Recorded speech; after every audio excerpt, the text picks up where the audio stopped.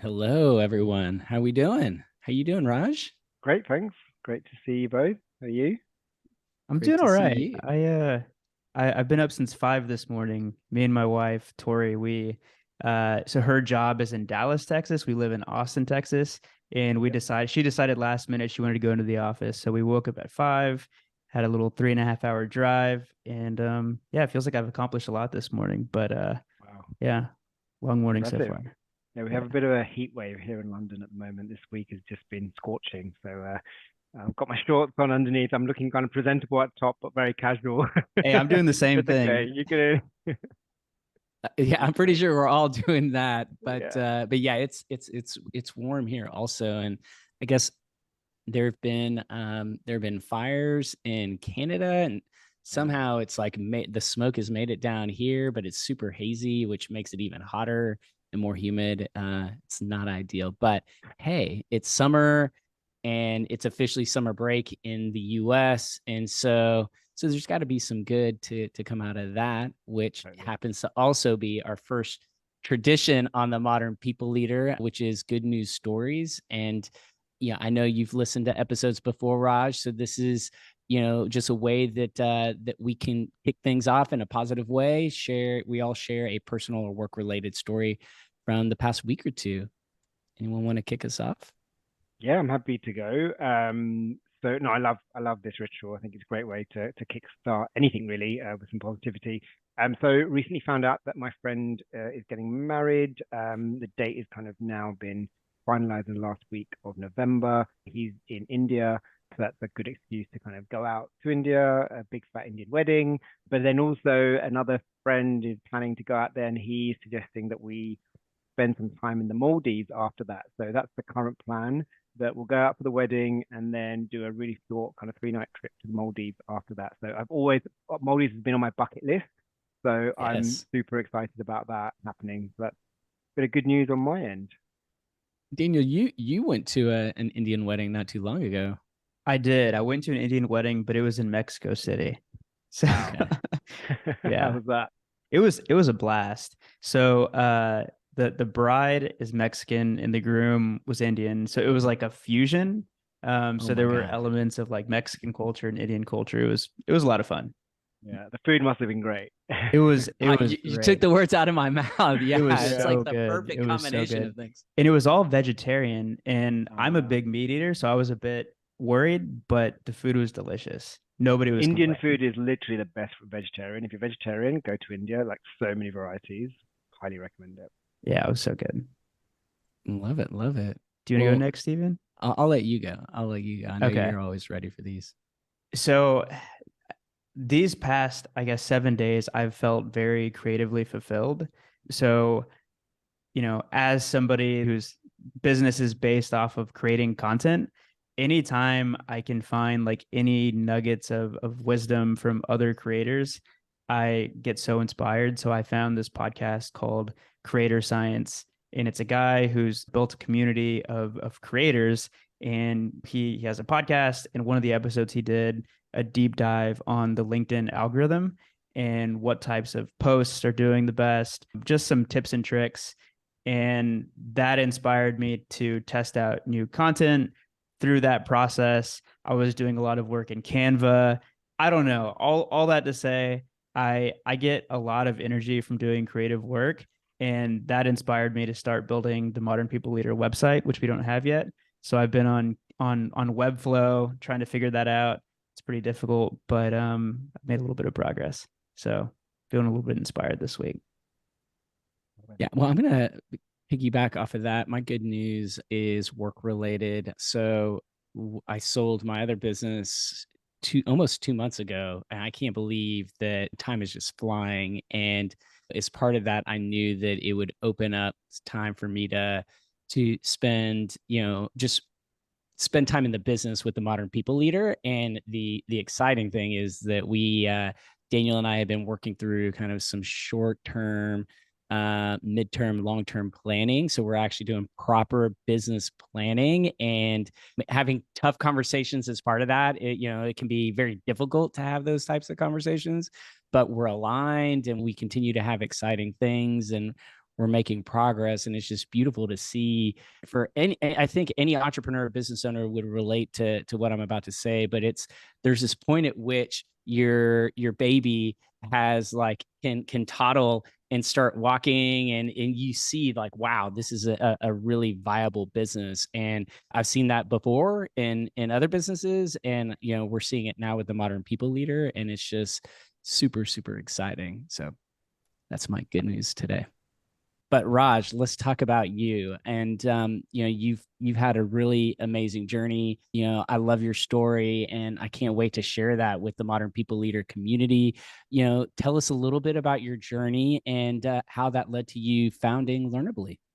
Yeah, absolutely. So I see myself very much as what I call an accidental entrepreneur. I started my first venture when I was 17, which was a social enterprise for school kids around giving them a voice in their education.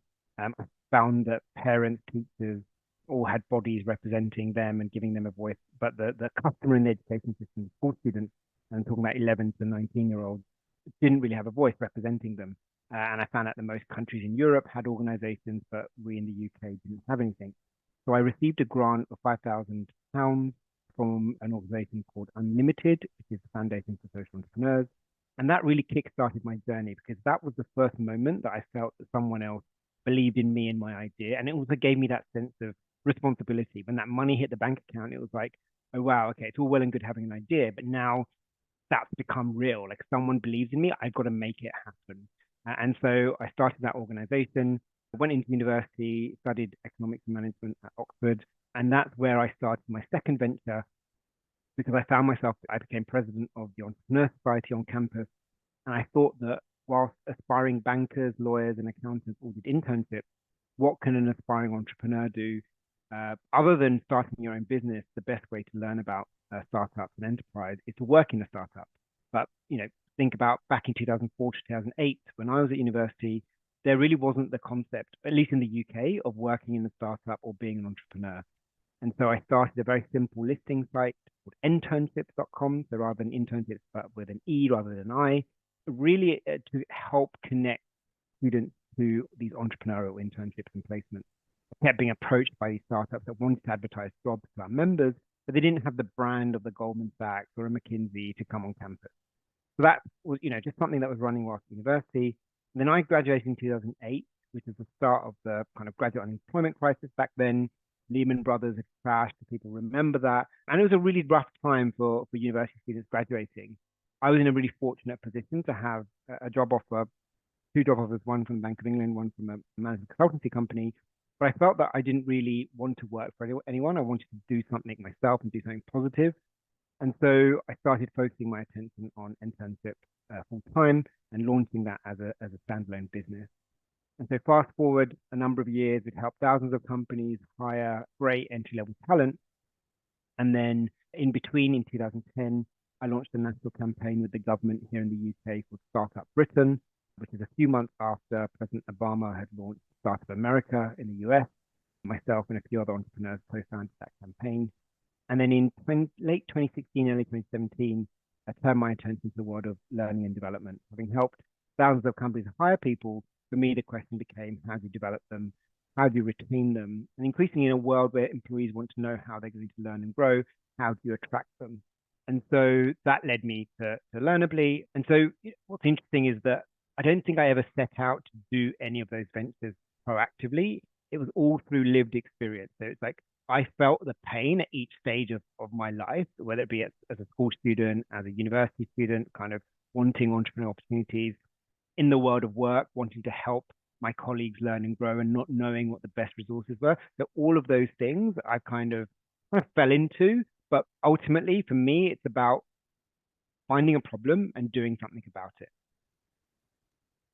And this is just such an amazing story. So most individuals don't get funded a single time in their life. Like, to get funding for one business is quite the accomplishment. And now, having been through the full life cycle of a startup, like, I know how miraculous it is to get through any stage. And here you are, 17, you get a grant. And was it just like it must have felt like a dream?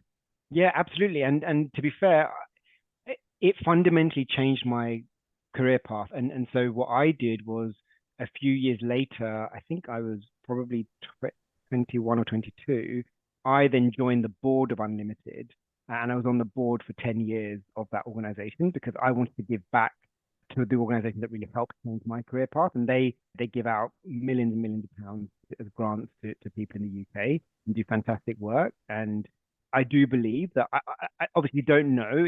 Hindsight's a funny thing, but I don't know. Had they rejected me back then, who knows if I'd be doing what I'm doing today? But it really was pivotal that someone else believed in me and turning that £5,000 sorry, into an organization that subsequently went on to work with the UK government, like lobbying and giving student voice on a national and international level. And for me, that's what was really rewarding and fulfilling and gave me that confidence and self-belief, really. And I so go ahead, Daniel. No, I was going to say, I wish internship existed when I was in college. I wanted to go work for a startup, but as you said, it was tough to find those opportunities. I just got lucky having a cousin that had just started a startup. And I don't think, had I not gone to go work for Workify, I don't know if I would have taken the entrepreneurial path.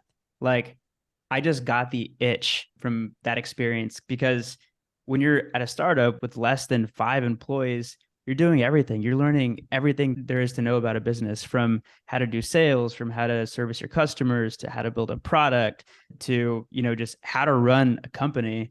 And I think it's really cool that you were able to help other students find those types of experiences. And you know the funny thing is when I spoke to so the management consulting company was Boston Consulting Group, and when I went and spoke to the partner there and said, look, I really appreciate the job offer, but I just don't think I can work for it. I want to try my own thing. And the partner said to me that, look, it's a very management consultant thing to say. Is like if you feel that this is going to improve your, I think you actually used the phrase human capital, and this experience, then go ahead and do it. We will keep the role open for you for 2 years. Go and make this happen. I think what he realized is exactly what you said, is that experience of working in a startup, either being a founder or being in a startup, is going to be set you up for success in the future, no matter what you do, whether you go work for someone else, whether you succeed in that role. And that experience is really crucial and life changing for many people, as you said yourself. I said, I really appreciate that, but I don't think it's healthy for me to have a safety net, because I felt that if I knew at the back of my mind that that job was waiting for me, I maybe wouldn't throw myself into it as much, as knowing that actually I don't have anything to fall back on. But it was really interesting because employers recognize that too. And I think that's often a misconception that a lot of young people might have when they're entering the market, which is, I have to face the big brand and get that on my CV only. But actually, there are lots of opportunities to develop really amazing experiences in small companies as well. You just have to find them, you have to network, you have to hustle, and you have to be open to them as well, like clearly like you are. Yeah, and I think that's changing. I think it's taken time, but certainly over the last few years, I think more and more people that are graduating university are open or actively seeking these smaller opportunities than the big brands, the McKinseys, the BCGs, the investment banks, et cetera. So well, we could probably spend an hour just talking about startups but this is a modern people leader and we want to hear more about, what you're doing now. And so Raj, tell us a little bit about Learnerbly. So when there's a stranger or a new friend that comes to you, how do you describe what Learnerbly does in layman's terms? Yeah, so fundamentally, we are a marketplace that curates content from over 250 different providers. And so rather than being beholden to one kind of e-learning provider at work where, it's a one size fits none model where, you just have access to it and no one uses it. With Learnably, you as a people leader do not need to make a decision on behalf of your employees. Your employees can decide what they learn based on how they like to learn. That could be books, coaching, courses, conferences, podcasts, articles, e-learning, the full breadth from very reputable and brand name vendors that you know and love, without you having to manage any of the underlying relationships or licenses. So every employee is empowered either with a personal stipend or with a team budget or a centralized budget.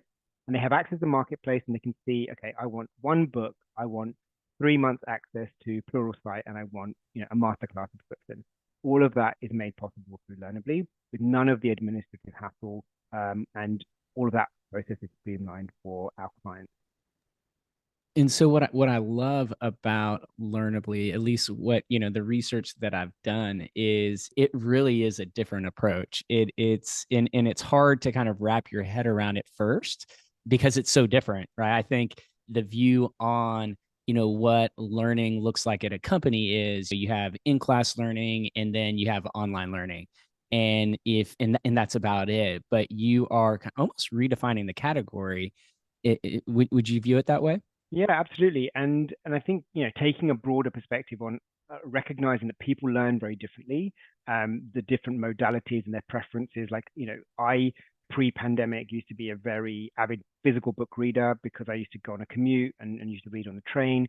Then I switched my preference to kind of listening to kind of audiobooks and whatnot. And Learnably is probably the only platform that gives you that flexibility to switch modalities, as we call them, as your own preferences kind of change, and recognize that actually the investment the companies are making, which ultimately they're making, whether you invest in one vendor for everyone but get only 10% engagement, or you invest in a solution like us, giving employees and empowering them and showing them that kind of stuff and putting them in the driving seat leads to far higher levels of engagement. We see like a 4x kind of in terms of engagement of like between 90 to 95% of employees actually activating the platform and 40 to 60% using it every month.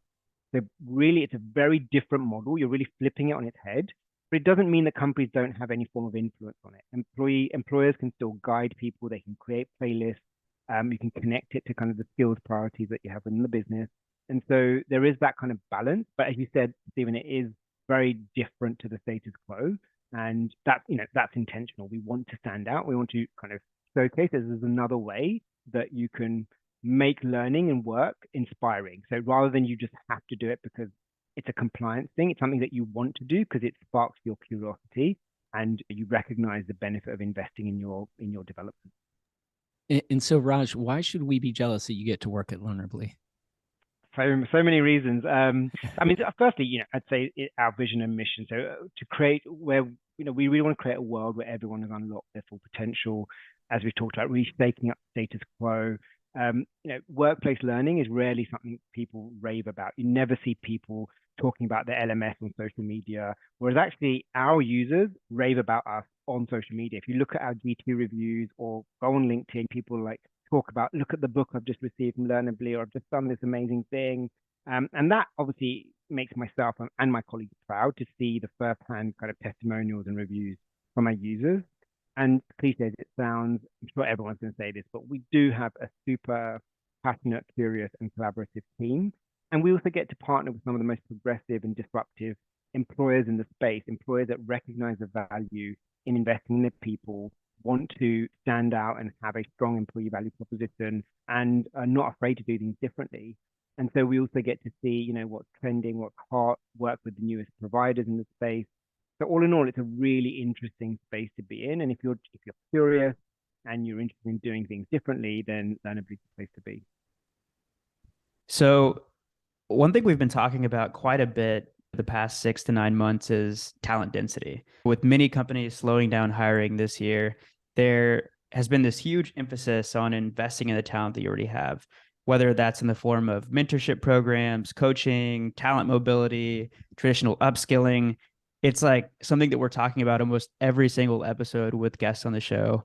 And I'm just curious, is that pretty consistent with what y'all are hearing in your conversations? And is there anything else that you're hearing in these sales calls or, from your customers? Yeah, no, absolutely. So just a few months back, and I know we connected there. I was speaking at Transform in Vegas at the conference, and we were connected with loads of people leaders, and we talked obviously about the macroeconomic shift, and that we're all having to do more with less, basically. And so focusing on employees and investing in talent development is definitely a core message that we're hearing. And so we really moved, and a phrase that I really picked up on is that we're moving away from it just being about talent acquisition to talent activation. So it's really, back in the day, it was about just hire people, just grow as much as you can, as quickly as you can. But that's simply not the case anymore. So there's a hiring freeze. You can't just fill vacancies with new headcount. So you need to ensure that the people you do have the skills that they need to thrive, and that are fully engaged, motivated, and able to be productive and perform at their very best. And so, supporting their growth and their development is essential to that. So Raj, being the founder and CEO of an employee listening company for the better part of a decade, I feel like I've learned a few things about culture and employee engagement. It's, I could spend hours talking to executives and employees, just hearing, what they have to say, looking at the data. And it doesn't take long for me to get a pretty good picture of what the state of employee engagement at a company looks like. I'm curious, have you developed a spidey sense on the L&D side similar to that? So what does a company with a world-class learning culture look like? What does it mean to have a thriving culture of learning? Yeah, I think firstly, it comes down to the values of the business. So is it a company that values a kind of a growth mindset? And a lot of companies will say, yes, of course, we value a growth mindset, but they don't give their employees much autonomy or much kind of lateral movement to really think creatively, to be curious, to explore, to experiment, and also fail. But I think firstly, it comes down to risk tolerance and your appetite for learning and failing. And actually, one of the quotes I like is from Abdul Kalam, the former president of India, who said, "Fail, FAIL, stands for first attempt in learning." And so really reframes that whole concept of what it means to fail. And so if I flip it on the other side and look at some of the companies that are doing this well, first and foremost, it's about making time and creating permission to learn. Because one of the common barriers that people try to talk about is just, I don't have time. I'm just so busy.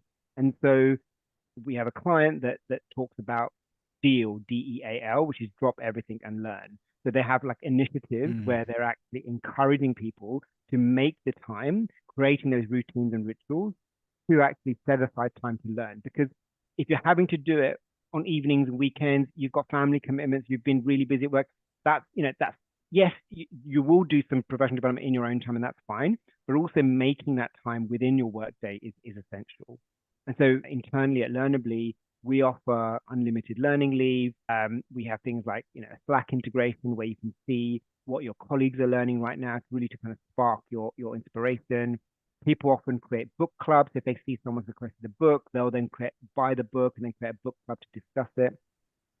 But I think it's really important also to role model and for leaders to really step up and say, okay, these are the things that I'm learning, or sharing insights that they've had, and also recognizing that brilliance can be everywhere, and it is everywhere. So part of your role is to kind of uncover those hidden gems, get them to share through lunch and learns, brown bag sessions, or whatever you want to call them.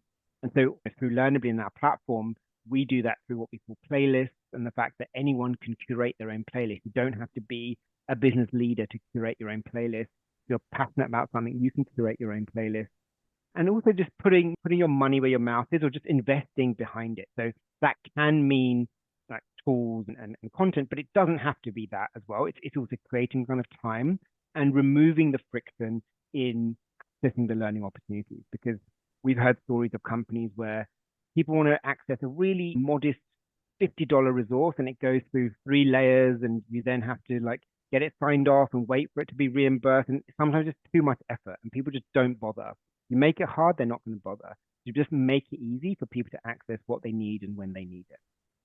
Well, and I think you mentioned it earlier. It often feels like work, taking a course or applying any of your work time to a learning experience, either because of the tech stack or the types of training courses that you're offered, or to your point, to get through the reimbursement cycle and all of that, get your money back. It just feels like more of a hassle than it should be. And I think that there is like a bigger cultural shift that needs to happen. And we talked about it earlier. You said this is truly a different approach to how companies are deploying learning in their organizations. And what work do we need to do to, if what companies need to do is really empower their employees and really protect the time as it relates to learning, like what more work needs to happen at the C-suite, to really enable that? It's a good question. I think potentially having a broader perspective on this question around the ROI of learning, right? It's such a hard question in terms of like, what is the return on investment of investing in learning? And there's that old like saying of what if we invest and they leave, and then and then the flip answer is what if we don't and they stay, right? So ultimately it's we need to recognize that just putting people on a course is not going to radically transform them overnight and they're suddenly going to perform 10x better. It is a process, and so I think thinking about what can you do is firstly changing mindset and recognizing that you are investing in a culture of learning. There's been a recent Gallup report which has shown a correlation. I've seen, I think, 11% uplift of in terms of profitability of companies that do invest in learning and a development culture. And there are obviously various other kind of reports, but I think that is as an important one is to have a broader perspective, recognize that this is something that you're investing in from a medium to longer term as well. And also, I think one of the challenges that learning and development leaders have kind of faced historically has been around engagement in learning. So often, if you speak to a learning leader, they'd say that they get 10% engagement at best with their learning platforms. And I think the problem with that is that the C-suite, they might read that as saying, oh, people just don't care. So let's not engage. Let's not buy or spend any money because clearly people don't care. Now, your employees may not care in the LinkedIn learning solution that you've bought or whatever it might be, but it doesn't mean they don't care about their growth and they don't care about their development opportunities.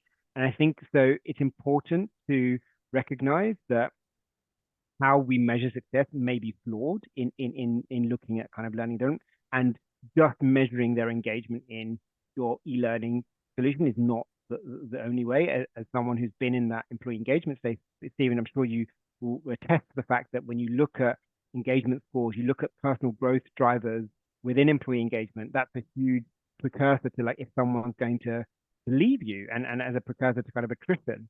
And also as a precursor to kind of a high performing culture, if your employees are actually fully engaged and motivated. And so it's one of the things you just can't afford to ignore, but you do need the buy-in from C-suite and senior leadership to really create that culture. Yeah, and the reality is having access to engagement data, the results are broadly saying that companies are not giving good enough opportunities to their employees to learn and grow as professionals. And it's just consistently over and over and over. And Daniel can attest to this. Like about, I don't know, a year ago, maybe a little longer than that, I became super passionate about this topic where, because I kept seeing it in engagement data in the scores that we see for our customers. And it's like something has to change. Like fundamentally, companies need to be better because someone's going to figure this out. And what's at stake is your most important asset, your talent, the human beings that are working at your company. And so that certainly is the case. That connection, the engagement data is showing that companies are failing at this, and yet same companies are continue to invest millions of dollars in this problem. And in addition to that, the tools, HR departments are so obsessed with scale, and I get it. I'm not saying they need to go backwards and everything needs to be manual and in office and presenter type training, but I do think there is an over obsession with scale, and too often that results in the solution not being the best solution. It might be the easiest solution to scale, but not the best that's going to drive results with your people and ultimately change engagement scores. And so this is something that once you brought up engagement scores, it's like, yes, I feel like I've been hearing you talk about this for years, Stephen. Yeah, I really have. Well, so Raj, I want to talk about what does a world-class learning experience look like for employees? If you had to boil it down to 3 or 4 things that make for a world-class learning experience, like what would they be and why? I just want to pick up on what Stephen said really previously, because I think number one is around being hyper-personalized. So we've fallen into this trap of, as I said, the one size fits none model, going to the lowest common denominator to just find try and basically meet the needs of everyone, but not really meeting the needs of anyone in doing so. And so a hyper-personalized experience where everyone feels like this, that it's something available for them, and recognizing that they're all different and unique individuals.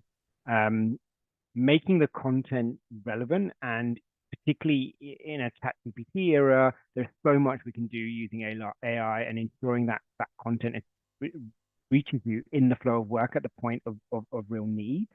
And then social learning, I would say, is really important. So there's so much we can learn from peers and colleagues, and you need to actively facilitate this, particularly in a more remote and hybrid world of work. People crave that connection and social interaction. And learning can be a really great form of belonging, because knowing what your colleagues are learning creates an opportunity for you to bond and connect and discuss those things. And so within Learnerbly, there is an activity feed. You can see what your colleagues are learning. There's a Slack integration. You can see reviews left by your colleagues within the business, but across hundreds of other tech companies as well. So that level of social learning kind of, it sparks your curiosity, and it makes you want to engage and then share more with other people. And then it makes everyone better, because everyone else is learning from the insights of other people. So I'd say those are the kind of three main things, in my opinion. Yeah, on the social learning piece. So we actually just published an episode today with the head of leadership and professional enablement at Tanium. And she's been working on, I think, like 3 or 4 leadership programs. And the commonalities between them is that they're all cohort based, and they're all a hybrid model. So they assign out content for them to learn. And then on a weekly or biweekly basis, they get together and they have like these virtual meetups where they're talking about what they learn. And they have waiting list every quarter, because people just love it. And from the feedback that they've gotten from surveys and just from getting qualitative feedback, the one thing that people really are craving is that social connection. And I love the social features that y'all have built into Learnerbly. And I guess my question for you is, like, what's on your playlist? What's on your Learnerbly playlist? A skill set that I personally am looking to kind of develop more is around kind of coaching, not to be a professional coach, but coaching as a manager. So I think it's a skill set that every manager needs to have, and a leader needs to have, to really get the most of your people. I'm quite a sales leaning kind of founder. So from a sales resource perspective, I found the Sales Acceleration Formula by Mark Roberge. He was a former CRO of HubSpot, a really great book. As a founder, a classic that I always quote is Ben Horowitz, The Hard Thing About Hard Things. That's just a real classic book for any kind of founder to kind of read. But depending on which facet of my personality I'm kind of pulling on, those would be the kind of 3 things that kind of come top of mind. I'm gonna have to check out. What was the last one you said? The hard thing. The hard thing about hard things. Okay. Ben Horowitz. Hey, you're right. There's something about the social aspect of it. Like, just hearing you say that, I'm like, I need to check out these books. Yeah, I mean, particularly like in the, he talks about the founder going through, wartime CEO, peacetime CEO, difficult climate. There's the struggle, and he really lays it out for you, like what life is going to be like as a founder CEO. And I think it every founder should really read that. And Stephen, were you going to say something? Yeah, no, I was just gonna say, like, at the Modern People Leader, we it's only 2 of us right now, but this is absolutely like the last 5 minutes of this conversation is how we share learning opportunities. Daniel's like, you've got to read this, you've got to listen to this, you've got to check this out, and I'm doing the same back. And we to have a solution like that you can use throughout the company, that people can actively share or passively, right? Because that's the thing, is like the whole kind of passive kind of nudge, like, oh, like, wow, so and so is reading this Audible, I probably should check that out. I just think it's such a cool approach. I agree. So back to this new world of learning that we're sort of dreaming up. What are some commonly held beliefs in the L&D space that you still hear, maybe in sales calls, that you think people need to let go of? So I think, linked to one of my previous point of kind of ROI, the big challenge has been measuring success and what are the KPIs in L&D. And I think one of the obsessions of professionals in our space has been around course completion and like number of minutes you spend watching a video. And really, what does that really tell us? I don't believe it's really an adequate proxy for actually, has there been any change? Have you kind of learned anything? And ultimately, you need to understand like how has that learning been applied to work and how has that helped that person perform better? And so like that is probably a better proxy rather than did you finish the video and how many minutes you spend? Because you might have got the nugget of wisdom from the first chapter of reading a book or the first video. Like you don't have to kind of finish everything end to end. Now, obviously, if you're doing a certification, it's important. Oh, yes, I get it. But that is one thing, this obsession around the measurements of success. I think there's space for us to redefine that and think differently about what success looks like in L&D and engagement looks like. And then the second thing I would say is particularly around the concept of learning stipends or learning, even having these budgets at a central team level. I think there's sometimes a mindset that if you give people freedom to choose, that they will waste the money and they'll make bad decisions. And actually, our data and our insights find that that's not the case. When you give people a stipend, they actually treat it very carefully like their own, even though it's free money and the company's giving it to them. They don't spend all the money in one go. They're not wasteful. They're very mindful. They want the guidance and appreciate the guidance from the company on how to spend it, but they do treat it like their own, and they're very cautious about how they spend it. So specifically around training, learning budgets and employee behaviors, that's also a belief that I think needs challenging. So one of the things that we found on the Modern People Leader is that and we talked to a lot of really cool cutting edge product led companies. They usually have a secret weapon, the most innovative, and that is their own team. And so these companies are using their product to serve their own needs, which is creating value for the business, but it's also helping solve this bigger problem in the market. And so I'm curious, to what extent does Learnerbly use Learnerbly? You know, how have you all embedded this into your own business? And are there any stories from the team that you can share? Yeah, so at Learnerbly, every employee gets either £1,000, like roughly kind of $1,000 to £2,000 for as a learning stipend. That obviously is what we do, but other clients, it could be as much or as little as you wish. So on average, it's around $500. And for us, you know, we offer unlimited learning leave, offering kind of coaching. A number of our colleagues internally are trained coaches, so often offer up coaching for our colleagues. Obviously, kind of things like hackathons or sharing insights through creating book clubs. They're also kind of just finding new kind of social tools. Like just saw like last week a new kind of Slack shortcut where you can just share an insight with people, like just link to the resource and what was your insight, what was your takeaway. They're constantly finding ways that we can share more learnings with each other, and also and potentially how will that lead into the product? Which features should we build for our clients versus do we just want to use internally and just test? So yeah, I mean, our team are just naturally curious people and hungry to learn and grow. So it's just a natural and great byproduct of that. And it's almost to your point that, you know, measuring the success of your learning programs just by like how long somebody watched a video is never going to capture that moment when somebody on the team, maybe they only spend an hour, you know, learning a specific course or reading a specific book, but there's that one little snippet that they get out of it that they share with the entire marketing team or they share with the entire engineering team that now everybody's benefiting from. So I love that.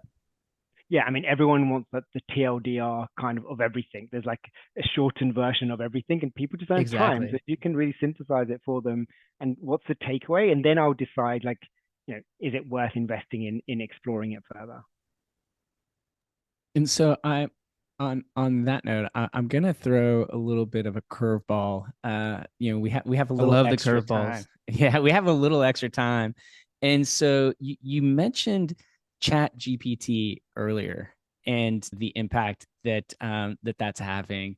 And we, you know, interestingly, I think we were all at the Transform conference a few months ago, and it's crazy how much things have changed in just those few months since Transform conference. to today. And, I think for me, a few months ago, I was still processing what this technology could actually do and how disruptive it could be. And if I'm completely honest, I've been doubtful that it will be as disruptive as others have said. But in the last few months, I've started using ChatGPT, and it's like, oh shit, this is different than what I thought. And kudos to Daniel, because he's usually the one that's sharing learnings and sharing new tools. And so I'm just curious, what is your take on how ChatGPT or generative AI will impact learning and development? Like in what aspects do you see there being real change and real impact to the way that organizations are learning? Yeah, I think it'll be a huge amount of disruption, and I don't see it. I see it in a positive light. So there are a number of functions and tasks that are currently taking place in an L&D function, whether it be around content curation or content creation even, which a lot of this could be automated. Now, it still will require a level of quality control by a human, but a lot of the baseline work can be done through generative AI. Even when it comes to kind of curation, we're using that within our own product to make better recommendations around pathways and playlists and whatnot. And it will have a level of insight and data that you just simply cannot have, particularly if you're a generalist in L&D. You're not going to be the subject matter expert in every function of the business. So it's an impossible task anyway. So why not lean on technology that can help kind of augment and automate a number of those kind of functions? And then the other way that we're incorporating it is really about understanding the skills that are underlying all of the kind of content on our marketplace, really to kind of look at the skills ontology, map the content that we've got to the skills that the employer and the employee kind of need, and using kind of generative AI in that process is something that one of our teams is kind of spending a lot of time on. I think it will make a huge difference in the HR tech arena. I think every company is going to be using it if they're not already. And I think in individual roles in L&D, it will help remove a lot of the more administrative, repetitive tasks that exist. Yes, that might mean 90% of your role is automated or changed in some cases, but I would look at that as an opportunity to upskill yourself and think about how can I elevate myself to do the next bit, the kind of value add stuff that necessarily like generative AI is not going to be able to do. And some of the more, the soft, what they call kind of soft skills or power skills side of things, where, AI is just not going to be there anytime soon. So I think it's on us all, whether you work in L&D and HR or not, to really take a long, hard look at what do I do? How can I, and also if you work in marketing, for example, so much of that can be automated or augmented through AI. So everyone needs to take a long, hard look at what they do and the impact it's going to have in their role. Yeah, it's interesting. I in some work with some colleagues, a request was made like, hey, it would be really helpful, Stephen, if you could draft some blurbs on, on these specific things. And, someone within the marketing function, like before I could even respond, they just like came in and they were like, hey, here you go. Like, why don't we just use ChatGPT? Like, Stephen, actually review this, don't draft from scratch. And I just feel like we're going to find more and more of that. And I agree with you. This is a positive thing. Like, yes, there might be negative implications, and I don't know the grander, the unintended consequences of it all. But certainly if I can automate things that do not bring me joy, but yet are, 100% of my job description, if I can automate that and spend more time on the things that do bring me joy or the value add, as you put it, it's a no-brainer. Even more than just like automate, I feel like generative AI is really good at giving you more ideas. So for example, for every episode that we publish with the Modern People Leader, we usually create 3 or 4 video clips, and we post these on LinkedIn. And since I've made these video clips, I have the transcript of each of those video clips. I can then feed those video clip transcripts into ChatGPT and say, hey, give me like 10 ideas for how we can repurpose this content. and it'll spit out like 100 ideas or 50 ideas if I'm feeding it four videos or 4 transcripts. And I feel like there's so many use cases like that. It's honestly pretty amazing what you can do in there. So we're 50-ish minutes into the episode. At this point, if you're still listening, then you might have some interest in Learnerbly. And Raj, I just wanted to ask you, like, are there any client stories that you can share? Like if you had to pick just one, like the most transformative journey that you've seen for one of your clients, like which client would that be if you're able to share? And what did that journey look like for them? Yeah, so without kind of naming them in particular, I just kind of talk around this particular situation. We partnered with a prolific gaming company, thousands of employees around the world, and they recognized they needed to invest in their people, and they were willing to take a different approach. They didn't have the concept of these learning stipends beforehand, and so this was a new thing for them, but they knew that this was the way they wanted to move. And we did an audit for them of their existing vendors and suppliers that they're using, and it was really eye-opening. There were numerous occasions that they were spending 6 figures with certain vendors, which when it came to it, like, and we did a deep dive in the survey of the employees. I think they had with one particular vendor that had 700 licenses or even 1,000 licenses. I think only 11 people really cared about that vendor and staying and keeping that particular vendor, and the rest didn't really care. And so we managed to kind of streamline their suppliers, switch them across to Learnerbly in our marketplace, save them, and make sure that that money isn't wasted on vendors that no one really cares about, and that there's more investment going into the content that people actually want to engage with. And they've now been with us for a number of years. That we've seen amazing kind of feedback, employee engagement, and the kind of impact that's had on their employee engagement scores. That a number of their employees talk about us on their Glassdoor reviews, and so that's one example that comes to mind of where they've managed to make sure that the investment that they're making is being targeted in the right place. And employees, they love it. And what we've seen is when employees have left that employer and gone to other employers, they have told the new employers about us, and then they've effectively brought us into that new business, which is the best form of marketing or business development, like having users. And when what we found is obviously when an employee talks about you to HR and people leaders, they're more likely that's the best way into a business than a salesperson knocking on the door, right? Because you've got that first-hand user experience. So I would love to dig in to that story, but unfortunately we are at time. We're on to the last portion of our episode, which is our rapid fire questions.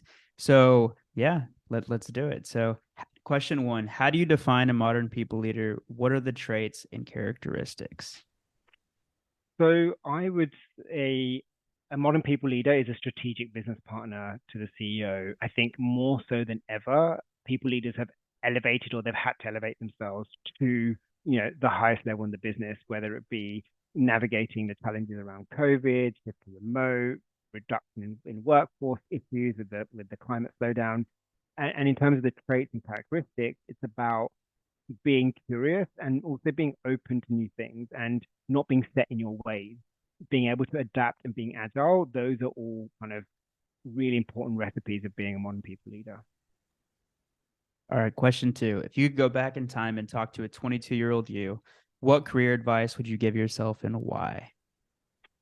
Yeah, so I get this question quite a lot, and I suppose I have a slightly contrarian view on it. And this is kind of linked to being quite a spiritual person, I would say. So I truly believe that everything happens to me for a reason. So I don't have any regrets, and therefore I wouldn't do anything differently, and I wouldn't tell my 22-year-old self anything different as well. I think every single experience I've gone through, whether they've been a setback or not, has been formative in getting me to where I am today, and it's been an opportunity for me to learn and grow, and it's shaped the person I'm today. So I wouldn't necessarily tell myself anything different other than enjoy the ride. It is definitely going to be a roller coaster full of ups and downs, and just enjoy it. Yeah, I think one time I don't remember what we were talking about, but I was sharing with Steven how like things are great right now. This must have been like 2 years ago, but I was like, I feel like something's gonna happen, or I don't know, like I feel like I have to prepare myself for the moment where there's a down in my life. And he's like, there's going to be a lot of those. And he's been right. Like there have been a lot of ups and downs over the last even 2 or 3 years. And you're right. Those are always the moments that you learn the most. So love that response. All right. So last rapid fire question. Is there anything that you believe to be true about the world of work, but don't yet have the data to support? If I go really in the minutiae of what we do in the world of L&D, I have a really strong hunch about our approach to learning and this concept of giving a stipend, giving more transparency around investment in learning and from a DEIB perspective. So at the moment, learning investment and investment in learning development is quite opaque. So typically what happens is those that shout the loudest get invested in. And that might mean that a certain colleague is very comfortable asking for a $5,000 course to be sponsored, and someone else may be less confident even asking for a $50 reimbursement or something. And so and I have a hunch that there's a gender aspect here. There might be different kind of characteristics that play here where certain people will feel more or less confident speaking up. We as a company don't collect those kind of characteristics in terms of gender, race, and socioeconomic background and whatnot. But I think with the right kind of triangulation or working with partners and the right research, I feel that there is, even if I just think anecdotally and we look at the level of engagement that we see with our platform and across the board versus like a control group of people who typically engage in learning, my hunch is that giving people that permission and that opportunity to access this stipend and giving more visibility as it is a more inclusive approach for the workforce. I love that. And I agree. Sometimes I feel like the way we learn at work is things are changing so rapidly in the world. I just see my daughters. I have an 11-year-old and 13-year-old, and the way that they learn today, the kids are learning, is so different, and it does not match with how we learn at work. And it feels like something's got to change, and there's something there that I can't even see. There's an evolution that I can't even see, but it's going to be fun to watch that. And it's been a lot of fun chatting about this today, Raj. Unfortunately, we're at the final tradition. I've got one question, and then we'll get to the final tradition. So one of the reasons we've had so many great guests on this show is because of the next question. And so if there's one person that you feel that must be heard, that is just doing great work in the people space, and that modern people leaders specifically should like have this person on the show, who would that be? So we're really fortunate to be part of a program called People Tech Partners. And I think you've obviously already had Cara, who's one of the founders of that, on your show. So love her, she's brilliant. And we've appointed 2 advisors through that program, Selby Wolper, who you've already also had, but I don't believe you've had Jeff Ryan. So he used to be the Chief People Officer at Zynga. He's now at McAfee. He's brilliant as well, really progressive. So highly recommend you get him on the show. Love it. Love it. We'd be honored to have him. And so with that, we are going to wrap up today's conversation with one word or phrase that, as we reflect on the time we've been fortunate to spend together, that we want to close things with. Sure. So I think I'd use the word grateful. Love it. I'm going to say energy. And just going full circle back to my good news story, it didn't even occur to me at the time, but I said creatively fulfilled. Everything that I was doing this week was from something that I learned within the last 7 days. And I think that's really what I get energy from, learning new things and then testing them out. So energy. Yeah, I'm going to go with, I love energy. I'm going to go with optimism. And like we said earlier, this has been a topic that has just been irking me for years now. And I'm just so stoked to hear that there are people out there that are working hard to change, the way that organizations learn, the way that, that the individuals we learn at work. And so I'm optimistic about the future. Me too. Well, Raj, with that, yeah, Raj, it's been an amazing conversation. Thank you so much for joining us today. Thank you. It's been great chatting to you both. Have a great rest of your week. too. Bye. Bye, guys.